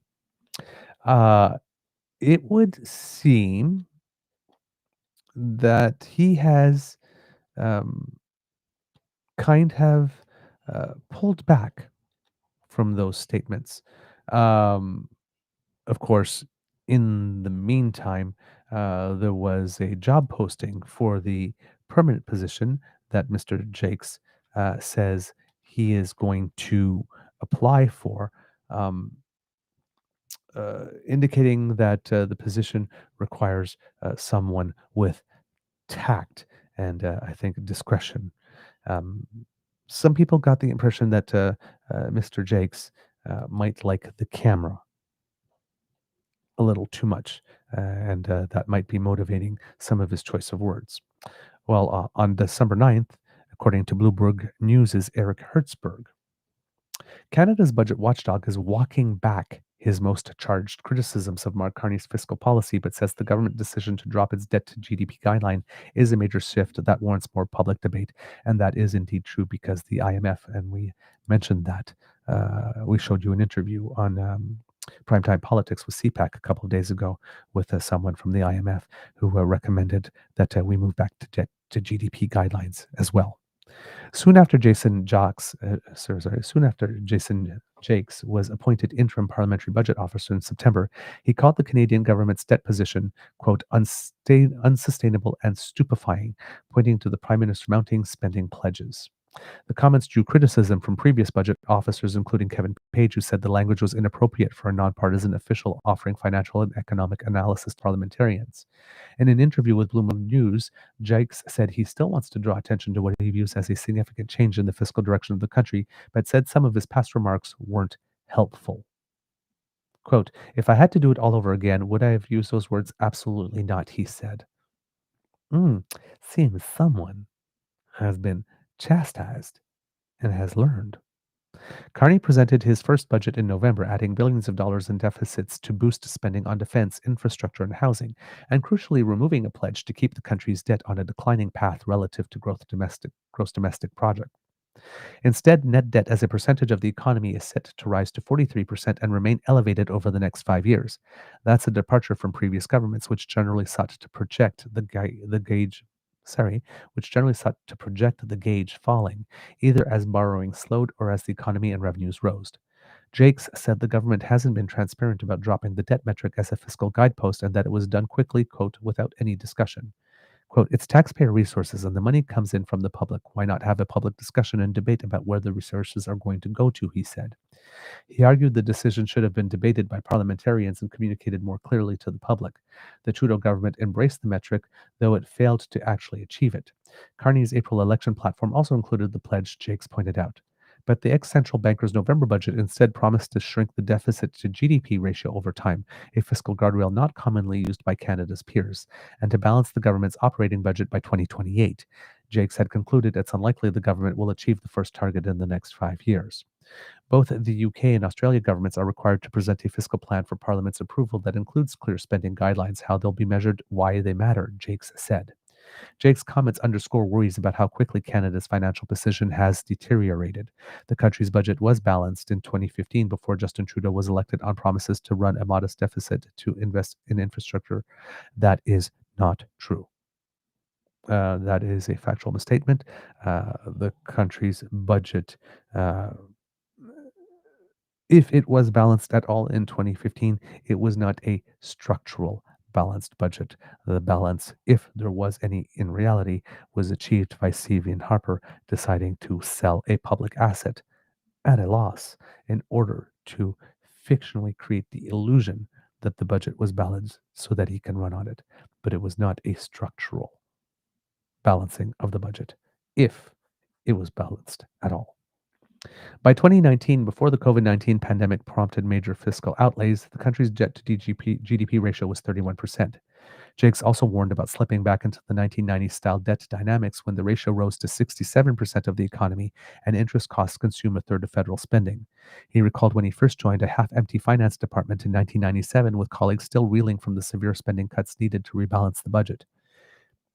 International Monetary Fund Managing Director Kristalina Georgieva has said Canada, like Germany, is in a stronger fiscal position than many of its Group of Seven peers and can use that space to support infrastructure and productivity boosting investments. But last week, the IMF also recommended that Canada consider restoring the debt ratio as a formal fiscal anchor, quote, to reinforce accountability and help ensure investment plans remain sustainable and credible. A clear debt to GDP anchor should remain central to Canada's fiscal framework, it said. Carney's budget has prompted analysts to boost their forecasts for the Canadian economy. According to a recent Bloomberg poll, more than three-quarters of economists said they upgraded their forecasts for gross domestic product, investment, and productivity after seeing the details. Jakes, who described himself as a, quote, unrepentant neoliberal, agrees that increasing capital formation would boost productivity and the economy's potential. Still, the country's fiscal situation is both, quote, serious and challenging amid elevated global uncertainty and tariff threats, he said. That means investors are likely to want more clarity on the debt path. Quote, in a situation where your fiscal architecture is ambiguous, potentially what businesses and what bond investors are going to interpolate isn't going to work to your favor, said Jakes, who has applied for the permanent PBO position. Quote, just be clear about what you're doing, he added. So, yeah, good to see that the interim PBO can take notes and make adjustments and it takes a big person to go back to the media and say, you know what, I may have overcooked it there. I could have done a better job. So I as much as I chastised Mr. Jakes for employing that kind of language and seeming to like the cameras a little too much, as much as I'm going to give him credit here for eating a slice of humble pie, because in politics, in particular in these types of domains where you need to be a little more circumspect and contained, either in your emotions and or your rhetoric, and where slipping up on that can um, leave a very significant mark on your reputation or career. Uh, to stand up and admit that you could have done better, um, it takes a big person to do that. So I will give props and credit where it's due because we need more of that in our politics. People will make mistakes, sometimes good faith, sometimes bad faith, But whether good faith or bad faith, if you, in good faith, recognize the error and are willing to take accountability for it and make changes to your behavior so as to ensure that um, type of event does not recur, well, then, yeah, you get props. You get credit for that. So I'm very happy to know that Mr. Jakes did this. And if he is applying for the position, that could go a long way to help him secure it. Because I'm sure at some point in the interview, he'll get a question something like, can you tell us about one time where you made a mistake and how it is that you corrected it or what steps you took? Well, we have it right here, don't we? So, um, yeah, like I said, it happens rarely in politics, but when it does, you got to celebrate it. You got to celebrate it. You got to highlight it. You got to bring attention to it because we need to reinforce. Yeah, as much as we need to admonish behaviors that we do not want to see, we also need to reinforce behaviors we do want to see. So I'm not going to jump down on him. So, yeah, well, you're apologizing now, but you were wrong for the first time you did damage. No, he learned and seems to be committing to doing better. So he should be given that runway. All right. Like I said, there's been a lot going on, but like I said, the bigger stories have dominated the landscape, and therefore it's a lot of things get bumped, just get bumped off the menu. So it's nice to have an opportunity because now that the house is not sitting for a few weeks, we get to take a little bit of a breath, and that gives us the opportunity to catch up on stuff, and which is very needed, very needed. Um, for those who are having questions about the Liberals' environmental policy and where Mr. Carney stands on that, and I have to say that we do have some questions about it because, again, he is talking about a climate competitiveness strategy, but there hasn't been yet a moment where he's taken to the stage with the podium and the microphones where he said, okay, climate competitiveness, what is it? What does it look like? What does it mean to me?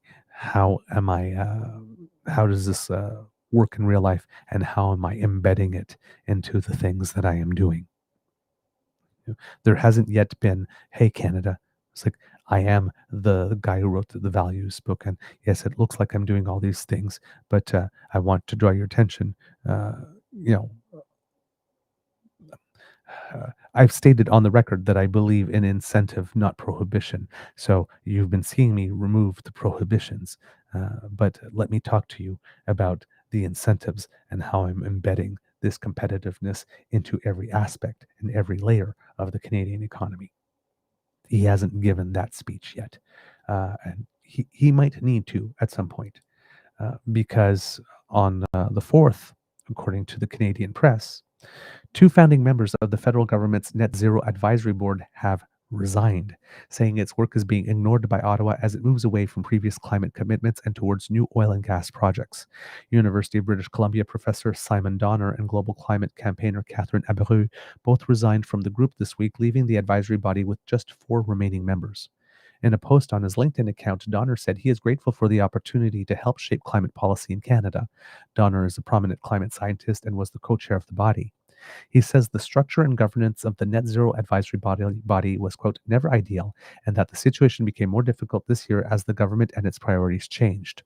Quote, I was comfortable chairing an appointed body whose advice is considered but ultimately rejected. After all, no one elected us, Donner wrote. I was not comfortable with the process becoming neglected or performative as it had begun to feel that way to me.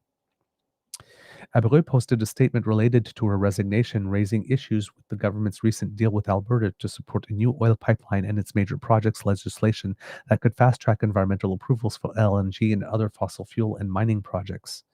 Quote, there is no question the hard-won downward trend in Canadian greenhouse gas emissions will be reversed by the current government's climate competitiveness strategy, which suspends, delays, and dismantles climate policy with no alternative measures in place, she wrote in her statement. Abreu added that the advisory body's expert advice was not sought or considered in the recent decisions, and that the obligations under Canada's Net Zero Accountability Act are not being respected. The Act created the advisory body and commits the federal government to set and stick to its emission targets. Recent analysis has made it clear that Canada will miss its 2030 targets. The written mandate of the Net Zero Advisory Body is to identify pathways to help Canada achieve net zero emissions by 2050. Canada is set to introduce an update to its emissions reduction plan before the end of the year. And if you're looking for the full statement from Catherine Abreu, I want to see if I can find it here for you because there was a link to it, but unfortunately, here it is. Okay, this is a significant statement by Catherine Abreu. Prime Minister Mark Carney, when your government stepped into office, many believed, or at least I hoped, you would be bringing a new era of economic clarity and climate responsibility to Canadian policymaking, one that aligned with Canada's prosperity with the urgent need to transition to a low-carbon future. Your credentials as UN Special Envoy for Climate Action and Finance was particularly noteworthy. In fact, it seemed you were the one person with the expertise to truly lead Canada. But the recent policy directions, reversals, and omissions you have led your government to take has shaken that confidence profoundly. Actually, it feels more like betrayal. Your own language has emphasized the need for Canadians to take a, quote, elbows up approach, yet the decisions we are seeing are not bold, strategic actions. They appear instead to be reactive attempts to appease the shifting political landscape in the United States. What I struggle to understand is how we can commit 5% of our GDP to NATO, a monumental investment in security, while climate adaptation and mitigation, arguably our most pressing national security challenge, receive a tiny fraction of that. Redirecting even part of such an investment towards climate action would be transformational for our economy, our infrastructure, and our children's future. Climate change is not a distant threat, it is the destabilizing force eroding our security from afar and within. Your government's climate competitive strategy has in practice suspended, delayed, or dismissed many of Canada's existing climate policies. The Canada Greener Homes Grant has been wound down despite its proven role in lowering household emissions and creating clean energy jobs. I can attest to that myself personally because my Beaver sweetie and I took advantage of that program when we reduced the emissions created by our home by at least 25%. The 2026 EV sales mandate has been waived and placed under review, putting Canada's out of step with global clean transportation markets. Clean fuel regulations have been weakened and key tax incentives for EVs and charging infrastructure remain suspended. It is even more difficult to understand the decision to backstop the new anti-greenwashing provisions introduced under Bill C-59, which were designed to hold corporations accountable for misleading environmental claims at a time when public trust and transparent climate governance are urgently needed. All of these moves, alongside stalled commitments on an oil and gas emissions cap, uncertainty around methane regulations, and reduced ambition on nature-based climate programs, amount to a systematic retreat from policies that were already insufficient but at least pointed Canada toward meeting its international climate obligations. The resignations of Stephen Guilbeault from your caucus and two members of the Net Zero Advisory Board are further signs that your government's climate agenda is drifting away from evidence-based commitments. And when Minister Julie Debrusin could not answer whether a newly proposed pipeline would hinder Canada's ability to meet its 23 Paris targets, it was a completely disastrous interview, I have to say. This troubling seed of doubt became even more clear. Does this government still believe those targets are achievable or even necessary?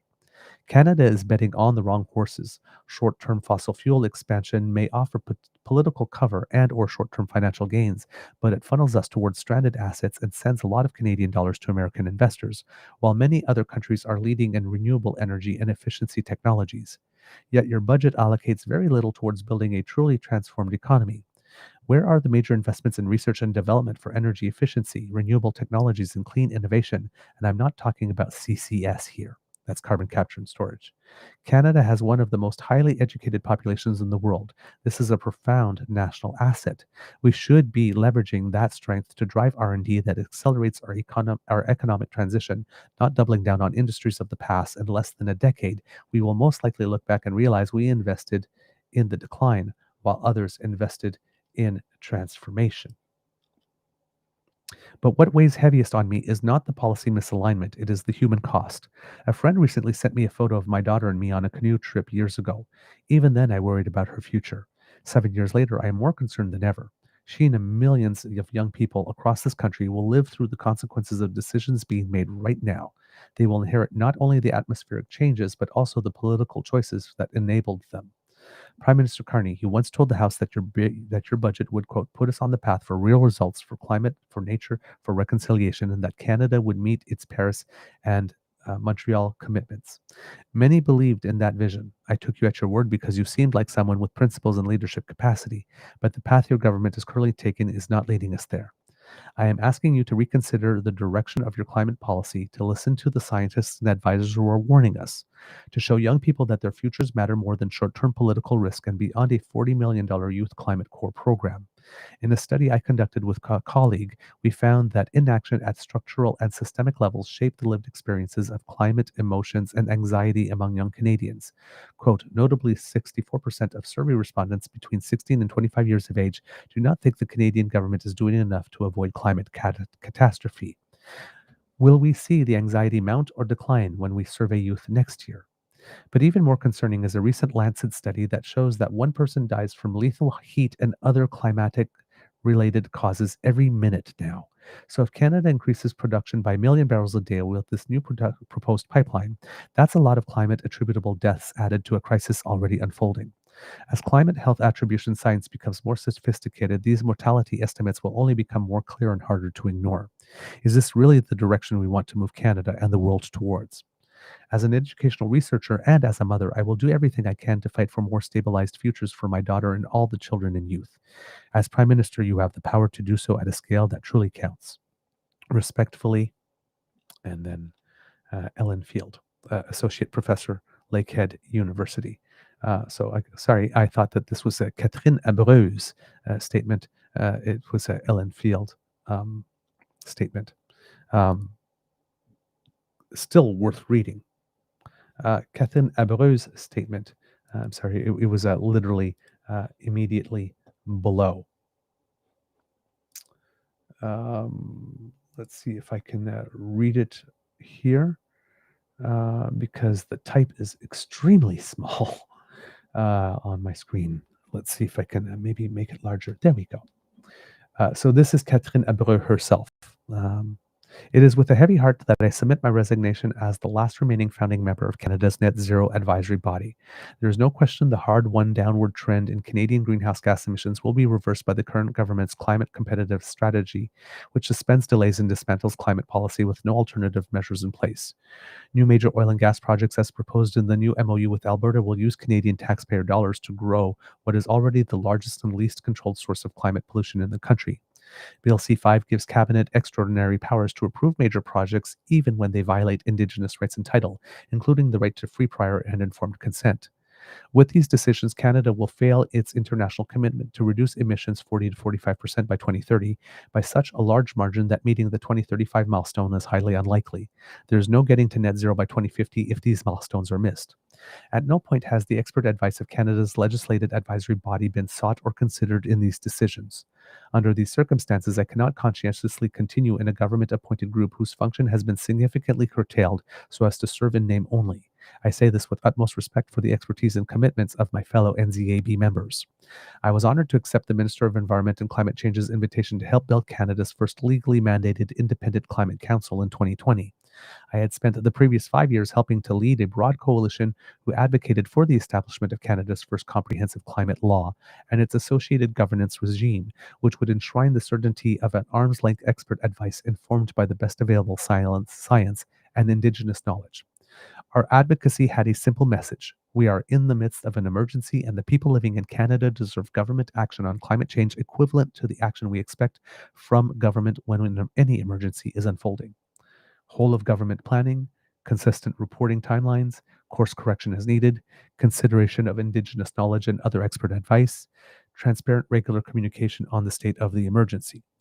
Traveling through Ontario and Quebec and Nova Scotia to visit family this summer confirmed that Canada's state of climate change emergency is deepening. Everywhere was on fire. The grief I experience and hold with my communities grows every day amidst the losses we're suffering from climate impacts.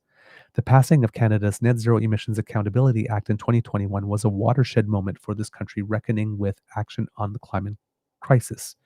Quote, the purpose of this act is to require the setting of national targets for the reduction of greenhouse gas emissions based on the best scientific information available and to promote transparency, accountability, and immediate and ambitious action in relation to achieving those targets in support of achieving net zero emissions in Canada by 2050 and Canada's international commitments in respect of mitigating climate change. The Act requires the establishment of emissions reduction plans and detailed modeling of the contribution each policy, investment, and sectoral strategy is making to meet Canada's emissions reduction milestones. It also requires explanation and course correction when a milestone will be missed. I do not see the obligations under the Net Zero Accountability Act being respected. There are no silver bullets, but there is also no question that this legislation was key to delivering the first real cuts in climate pollution Canada has made in decades. It is devastating to see these glimmers of progress set aside so readily. It has been a privilege to work with and learn from other members of the NZAB over these last 5 years. I felt a tremendous respect for their contributions to Canadian climate action. I am grateful for the dedicated and insightful work of the NZAB Secretariat, and I thank the ministers who gave me the opportunity to serve. It is my life's work to protect what I love by confronting the climate crisis, and my service will continue beyond this difficult moment. Sincerely, Catherine Abreu. So, yeah, people not in the environment sector not particularly convinced that Mark Carney is living up to his previously established reputation in the field. So much so that they are walking away, but also communicating to Canadians that their advice has not been sought in any of these decisions. Therefore, they believe that they have been reduced to pretty much an in name only organization or body, which again, nobody likes to be a part of, right? People like to feel that if they're dedicating their time, that they actually are making a difference. And that has, they have not been getting that feeling, it would seem, which is a shame. All right, let's see. Where are we in time? You know what? Kids and Cups, I think that will be enough for today. There are more, and probably over the next few days, we might have more opportunities to catch you up on stories. But yeah, that OneBC thing being turned out to be the big story of the day today. So I might give the episode description a little rewrite to bring more attention to that. So that other people finding the show can know what's in there. Because I didn't actually know how everything was going to flow today. I had a wide series of stories, and I tried to make it such that something mentioned in one, if it could lead me to another, and try to tie them in a little bit. And then when I couldn't do that anymore, then I just gave you the one-offs. All right, kids and cubs, that's the end of this episode of the Daily Beaver Morning Show. We hope that you love listening to us because we love making this for you. Remember, sharing is caring and word of mouth is priceless. So please tell your peeps and poops all about us. We really appreciate it when you do, especially when you tell people in your circle why it is that our content resonated with you, because that is advertising that we just cannot buy. So thank you for all your help. If you would like us to help you, kids and cubs, well, we can do that because sometimes you're on the go and you don't have time to watch the show live with the Dam Fam or on your own time. Well, we have an ears only version of our show that you can pop into your ears and take with you, us being lightweight and portable. And that way you can take on the day and remain informed. And in order to get access to it, you need to go to our pod page, which is sponsored by the Ray Girl. Podpage.com/the True North Eager Beaver with a hyphen between each one of those words. Or if you scan this QR code, it will bring you right there. And when you click on subscribe, when we have something fresh off the podcast bandwidth, it will come directly to you. Thank you so much for your support, kids and cubs. Now, if you would like to help us, we would definitely be grateful for your assistance. And one of the ways you can do that is by traveling down to the True North Eager Beaver Media Incorporated YouTube page, where we have buttons for you to smash with. Like, share, and subscribe are their names, and they are very, very, very eager to meet you. So give it a little tickle, kids and cubs. Click on our buttons, kids Cassie would definitely approve. We're at 28,400 subscribers at the moment, and hopefully trying to get to 30,000 before the new year. We even have a little bit of an advertising campaign going on, and some of you have let us know that you've seen our advertisements, and it's nice to know because we don't get to see them ourselves. I think when we're online, or very rarely. So it's nice to know that they are popping up somewhere and that you are seeing them. So thank you, kids and cubs, for all of that. And if you're watching live, remember, if you smash now, you don't have to remember to smash later. And we won't judge. So go ahead, get freaky. All right. And if you would like to help us in other ways, kids and cubs, we would appreciate it because we do incur some costs to bring the show to you. And we would be happy if you would like to help us with that. If what we do resonates with you, or if you find value in it and you would like to encourage us to do more, that QR code that just appeared will bring you to the Beaver Lodge's Emergency Hydration Fund, also known as our tip jar, where every day we fight the scourge that is dry beaver. So if you would like to put a little moisture in our cup with the view to keeping your favorite beaver nice and moist. That tastes like more. Let's do that again. Mm, yum yum. Then we would definitely welcome that because a moist beaver is a happy beaver. So go on down to our coffee page. That QR code that just appeared will bring you there. Coffee, ko-fi.com/eagerbeaver. And that's where you can make your contribution. No contribution is too small. We welcome absolutely everything. And we thank you. Now, kids and cubs, if you're doing the Buy Canadian thing and want to bypass the US CE Tech Bros, truenortheagerbeaver@gmail.com is our email address. And there you can send a direct bank transfer, which cuts the US CE Tech Bros out of the transaction and makes sure that their cut goes to us. Yes, damn fam. When you donate that way, we get 100% of your donation, and your donation goes further. So thank you for all of your assistance. Every jot and tittle adds to the pot.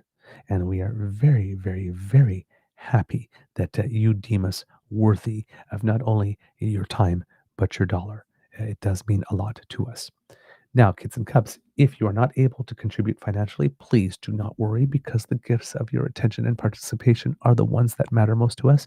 And we really want to hear from you. So please use that same email address, truenortheagerbeaver@gmail.com, to write to us and let us know what you think about the show, good, bad, or ugly. Or if you have some suggestions for guests that you would like to have us chat with, and so that we can learn to know a little bit more about them. We welcome all of that information. So please communicate to us. And please know that whatever it is that you send to us, whether in word or financial, gets put back into the show to make the show better for you. Now, kids and cubs, if you want to reach us via our socials, at True Eager, on the Blue Sky Beaver Lodge, and on the Jitter, True North Eager Beaver on Facebook, our original home, right here on our YouTube page as well. You can leave some comments in the comment section down below. We have the Damn Fram Instagram, which now our Restream platform is connected to, and our shows get broadcast there on the daily. That's a good thing. More channels, more visibility, more eyeballs, always good. And of course, we have the Damn Fam Discord, which I'm sure some lovely people of the Damn Fam will put in the chat so that you can access it. And there you can keep the conversation going after the show with other members of the Damn Fam. Because sometimes you just need more Damn Fam time that even I can provide. All right. Let's see.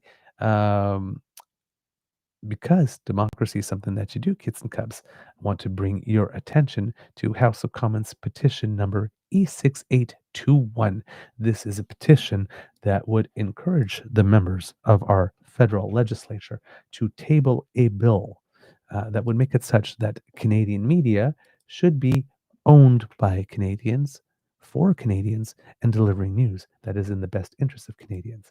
So if you have not signed the petition yet, I've just included a link in the chat. I hope that you do and that you share it with your loved ones. We are now at 7,517 signatures on this petition. Let's make it grow, kids and cubs. Make it grow, make it grow. Put your signature on the line.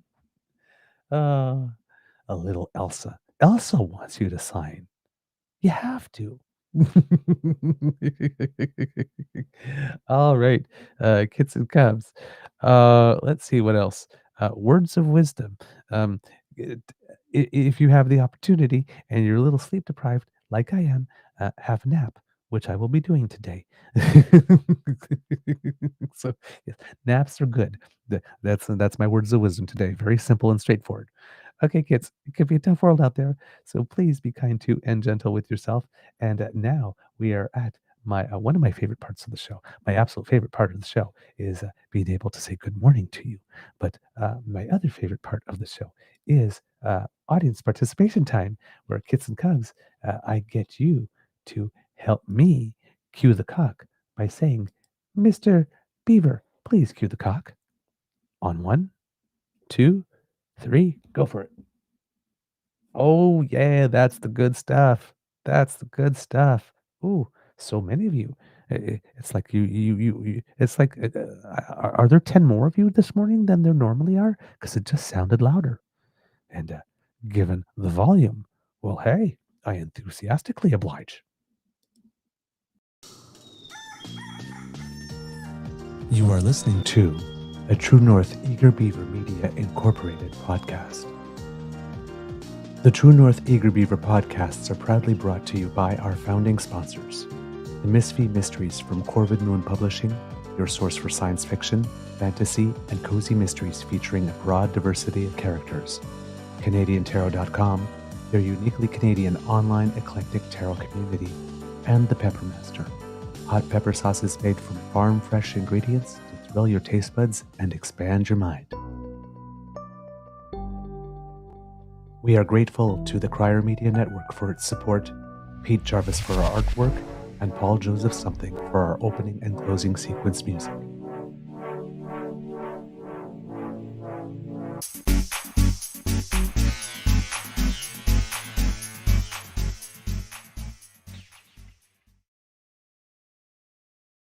Kid Cubs, wanted to bring you a little bit of news about Canadians who make us proud. Kid Cubs, have a couple of minutes here. I'm just going to check on the time just to be sure I'm okay. All right. A little bits of news of Canadians who make us proud, because there has been a lot going on. As you know, the Winter Olympics are coming up this year, so Canadian athletes, para athletes, and all are, of course, working very hard in order to bring us some joy. This is not a winter Olympic thing, but Victoria Umboko, who we've talked about a lot this year, a rising Canadian tennis star, was named the newcomer of the year by the Women's Tennis Association. So the entire tour. So that is a big, big prize for her. According to the Canadian Paralympic team, Mark Arens and Natalie Wilkie closed out the Parabiathlon World Cup in Canmore with a golden sweep, delivering home dominant performances on home soil. So that is some good news for us. Congratulations to both of you for having done so well. In fact, according to Paralympic.ca here, says Mark Arens of Hartsville PEI and Natalie Wilkie of Selman Arm, BC completed the season opening Parabiathlon World Cup with gold medals in all three races as the event concluded Sunday. Arens, on track for a fifth Paralympic Winter Games this March in Milano Cortina, Italy, took the men's standing 7.5 kilometer on Thursday, as well as the sprint pursuit on Saturday and the 12.5 kilometer individual on Sunday. Wow. The 35-year-old arm amputee delivered another commanding performance on home soil with just one missed shot. Arens won by 46 seconds over Georgy Vovchinsky of Ukraine. Francis Cal Tabouret finished third with 2 misses, more than the 3 minutes behind the winner. Quote, "It feels great to have an opportunity and achieve a backyard triple," said Arends, a 12-time Paralympic Games medalist, which include 2 gold. Quote, "Taking a third World Cup victory in Canmore, it wasn't perfect, and there are things I learned and notes on what to work on, but I'm very excited I had the chance to perform at a consistent level at home." Wilkie, a 7-time medalist at the last 2 games, once again proved untouchable in the women's standing event. On Sunday, she shot flawlessly and defeated Ukrainian Oleksandra Kononova by 1 minute and 2 seconds. The Ukrainian incurred a single penalty minute. Third place went to Bodana Konashuk, also of Ukraine. The World Cup season resumes January 16th and 17th in Finsterau, Germany. So, some wonderful performance by our para athletes. There you go, kids and cubs. And with that, I am gone. Amour et bisous. And we will see you soon. Like, as in tomorrow.